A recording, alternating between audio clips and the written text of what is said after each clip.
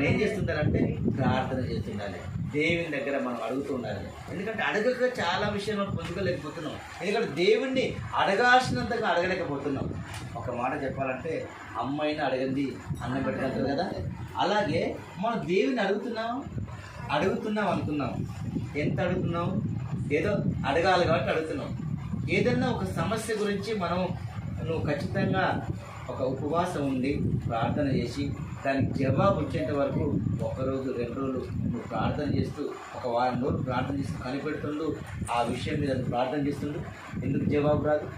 ఖచ్చితంగా జవాబు వస్తుంది. ఎందుకంటే అందరూ కూడా అంత మాట్లాడలేదు. చాలామంది ఒక దొంగలు, అంతకులు, వ్యభిచారులు, ఇంకా చెప్పుకోకపోతే ఎంతో దుర్మార్గులు, వీళ్ళందరూ కూడా మారుతుందంటే ఎంతమంది మారుతున్నారు? ఇవందరూ కూడా మారడం కాదు కదా. ఒకసారి మనం ఆలోచించాలి. ప్రతి దానికి జవాబు ఉంటుందన్నట్టు. ఎందుకంటే ఏదో ఒక రోజు ఖచ్చితంగా ఈ వెలిశాల గ్రామంలో ఎవరైతే మందిరం కట్టకుండా అడ్డుపడుతున్నారో వారిని దేవుడు ప్రభు మార్చే విధంగా మనం ప్రార్థన చేద్దాం. ఎందుకంటే అవసరమైతే మనం రాసి పెట్టుకుందాం. ఏ దానికైతే జవాబు కావాలో, ఏ ప్రార్థనకైతే మనకు జవాబు కావాలని మనం ఎదురు చూస్తున్నామో వాటిని బట్టి మనం ప్రార్థన చేస్తూ ఉండాలి. ఎందుకంటే ప్రార్థన చేయకుండా మనం ఏం చేయలేం. ఎందుకంటే ప్రార్థనే మన ఆయుధం. కనుక ప్రార్థనతోనే సమస్తం సాధ్యం. కాబట్టి దయచేసి ప్రతి ఒక్కరు కూడా గతంలో చూసినట్టయితే ఇప్పుడు ఎంతమంది? అక్కడ 3 ఉన్నారు, ఇక్కడ వస్తే 4, ఇంకా దేవుని తర్వాత ఇంకొకరు కూడా రావచ్చు. ఎందుకంటే అప్పుడు ఆపడం ఎవరితరం అవుతుంది?